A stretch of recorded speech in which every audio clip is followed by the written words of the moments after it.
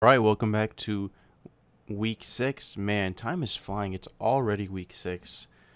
It's going way too fast. Way too fast. But before we jump into week 6, just want to give a quick recap of week 5. A decent week. I went 2 and 1 on my top 3 with Tampa, Detroit, and then Kansas City failing me at the end there. And then 6 and 5 overall. Pretty decent. Man, I still can't get a sweep on my top 3. I'm just waiting, and trying so hard to get a sweep there. But wow, a lot of comebacks this week. Some comebacks helped us. Some went against us. The Saints coming back was nice. Miami blowing that lead was not nice. Denver coming back, we needed that. Arizona blowing that lead, absolutely sick. Man, I have a lot of thoughts on Arizona moving forward. And then the Chargers, I guess you can count them, even though they only had the lead for a quarter, I believe. In Kansas City, and up 14-0, and letting Jacksonville have their way with them. That was pretty gross to watch. Because I mean, it went how a normal Chiefs win went. They gain the lead at the end, and they leave you no time and play good defense. But you had a lot of unusual things go on. Mahomes threw a pick six. A lot of just dumb penalties that you don't normally see from the Chiefs. But we move on to week 6. We will take a winning week, especially in that top 3. I'm 9 and 5 so far on my top 3 overall. So cool. Week six. Let's jump right into it. Starting with Philly at the Giants. I'm using a different format here. This tells me the percent of people on a team, and then the percent of money, which is very helpful. So first of all, the spread is 7.5. I'm taking the Eagles here to bounce back. The Giants was super tempting, especially because, as you can see, both the public and the amount of dollars is on the Eagles, which normally means, because, with Vegas, the house always wins. So normally if you see a ton of people going on one side, the other side's probably going to win, which is Vegas. But there's a lot of noise right now surrounding Philadelphia.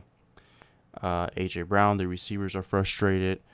Jalen Hurts can't throw. Their defense looks weird. I think this is a makeup game for them. I think they get back on track with the Giants, who, listen, I like Jackson Dart. I think he's an entertaining quarterback, but he's a rookie, and he struggled against the Saints last week. Imagine how he's going to struggle against this Fangio defense. Give me the Eagles to cover -7.5. Denver, Denver 6.5. I don't know why the spreads are like that, but it's 6.5. I'm taking Denver. I was tempted, so tempted to take the Jets here. I'm sorry, I'm not taking the 0-5 team. And I actually watched some of that Jets Cowboys game, and Justin Fields can't throw 10 yards down the field. Most of those points were in garbage time. This Jets team is one of the worst probably the worst Jets team in the history of the Jets franchise. In terms of the numbers here, percentages, it's pretty even split. Public is on New York, money's on Denver. Yeah, give me the Broncos here to cover -6.5. Arizona at Colts, pretty easy one. The Colts are just having their way with every single week against their opponent. They even honestly should have won that Rams game too. And the Rams, let me talk about the Rams. I think they're so overrated. I mean, yes, we know Stafford is good, but Kua is playing out of his mind. Solid offense, defense, whatever. I'm sorry, but they just seem so mid to me. I don't think they have enough to. Sure, they might be a contender, but anyway, I'll be closely watching the Rams down the road here. But anyway, the Colts, I don't like that 84% of the money is on the Colts. Well, most of the money in the public is, but I mean, hey, I'm just gonna play it as I see it. The Colts are offense, defense, special teams, everything is running in unison. They're at home. The Cardinals, I am sorry, but that team just gave up on themselves on Sunday. Um, I'm not picking a Cardinals team that I just watched give up a lead like that to one of the worst teams in the NFL. I don't care if it's this is their game to bounce back and what. No, give me the Colts minus 6.5. I do see the Raiders and the Cardinals as kind of equal. So this is just the same. I think it's gonna be the same result as last week. All right, Patriots Saints. I love this one. Give me the Saints plus 3.5. Yeah, they have a terrible record. The Patriots just beat the Bills, but that's exactly why I'm picking the Saints to cover, because everybody's on the Patriots, as you can see. Now, it's not a huge margin, but it's significant. The Saints have solid players on both sides of the ball. Spencer Rattler is better than what people are giving him credit for. Give me the Saints plus 3.5. All right, Rams and Ravens. Again, I told you I'm not a big fan of the Rams. The Ravens are just a mess right now. I haven't even looked at their injury report, but I don't care. Give me the Ravens plus 7.5. Cowboys at Panthers. This Panthers team is so interesting. When they're away, they're absolutely horrendous. But when they're home, I mean, they're entertaining to watch. They're making comebacks. They're blowing teams out. I mean, yeah, they're blowing teams out. Beat the Falcons by 30. It came back 17-0. They're a very interesting team at home. Bryce Young is unpredictable. I freaking started him in my fantasy team this week, and he was fine, I guess. He put up like 13 points. But we know this Cowboys team, this defense for the Cowboys is horrendous as well. Now, Dak Prescott, I think, is going to make it interesting. He's going to put up points. Doesn't matter that he's missing CD. But I think that the Panthers here win this game plus 3.5. Seattle at Jacksonville. Oh, man. So, initially, I was on Seattle. The line is only 1.5. Initially, I was on Seattle because, just like the Rams, I'm not a big fan of this Jacksonville team. If you watch Trevor Lawrence, he makes a lot of dumb mistakes. And I think, they're a young team too, with a young head coach. I don't trust them. But I feel like this is one of those years where it's like a couple years ago or even last year with the Chiefs, how they won so many of those close games. And they got lucky on a lot of them. The Vikings, that happened to the Vikings too a couple of years ago. They won a lot of close games by like 3-4 points. It was crazy the margin of their wins, what the margin of their wins were. I think the Jaguars, this is their year to get lucky and win a lot of games by close margins. So I'm taking the Jaguars minus 1.5. And look, the percentage-wise, most people and the money are on the Seahawks. So I kind of feel good about that. All right, Chargers at Miami. Miami is done. They're terrible. I mean, they're on the same level as, not the Jets, but like, Titans, Cardinals. Give me the Chargers, man. I know they have injuries on their O-line. They did not look good on Sunday against Washington. But I think McDaniels gets fired after this game, after he loses badly against the Chargers. Give me the Chargers minus 4.5. Cleveland at Pittsburgh. A very interesting one. So Pittsburgh is on a bye. You'd think that they have time to prepare and whatnot. In Cleveland, I don't really know what to think of them. I mean, they have solid players. Their defense is always going to be solid, in my opinion.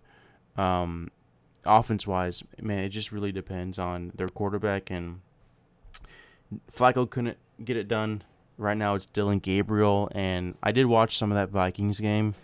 And he looked solid, I guess. I mean, he was super conservative. I think if he plays like that, Cleveland's going to cover this pretty easily, plus 5.5. Pittsburgh, there's still some flaws with them, in my opinion.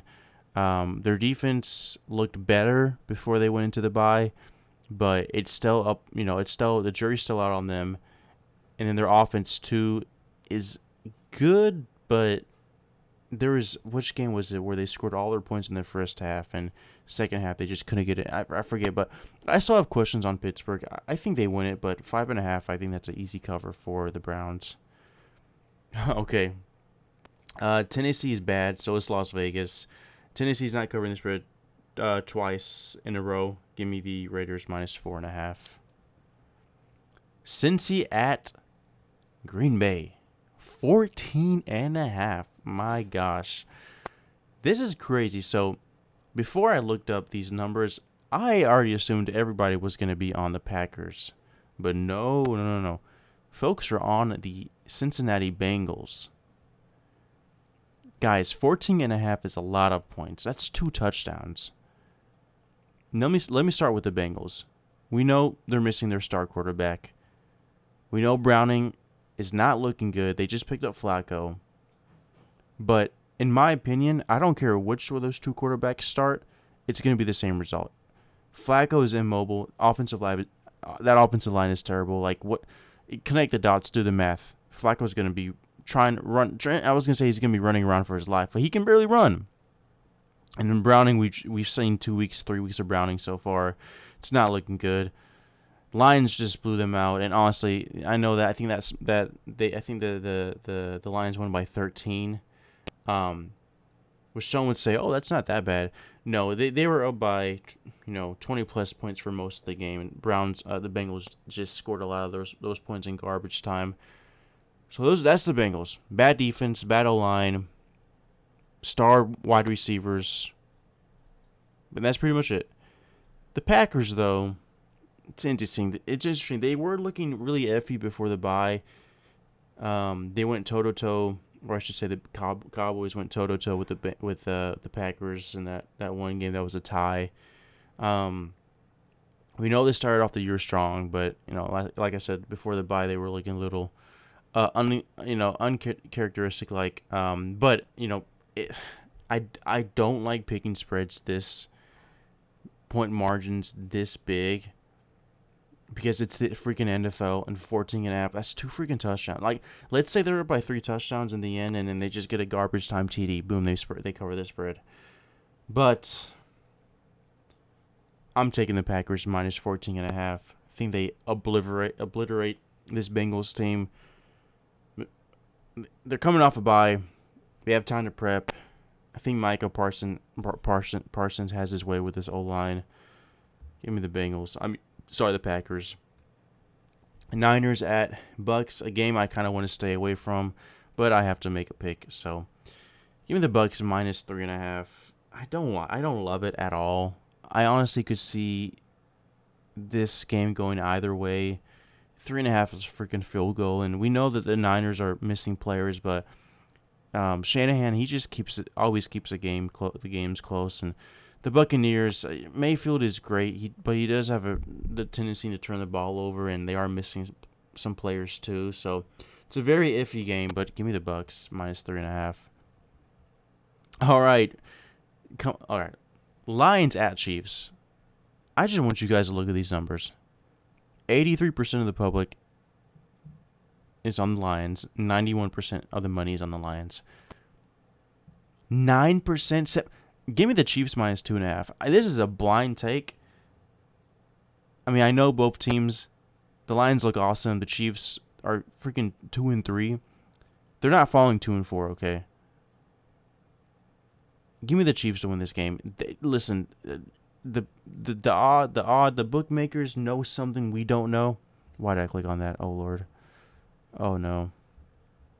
All right. Anyway, they must know something we don't know. But I am not going with the public on this one. Give me the Chiefs. All right, Monday night double. Why are we doing double headers in Week 6? That's weird. Buffalo at Atlanta. Josh Allen's great. He's gonna put up numbers, but that defense just worries me. Atlanta, I don't know what to think of them. Now I do have Atlanta here +4.5. But indoors, I'm changing it. Give me Buffalo -4.5. All right, Chicago at Washington. Give me Washington. Chicago, I think, is still a pretender, even though they did win 2 games in a row. Give me Washington -4.5. I think Caleb Williams struggles. And yeah, so those are my picks. Top 3. Oh Lord, I actually do not have a top 3 picked out beforehand, so I'm gonna have to pick my top 3 on the spot. You know what? I'm not gonna do that. If you want to know my top 3, just look in the comments. All right. Hopefully we'll have a good week, and yeah, we'll see you next week for week 7. Peace.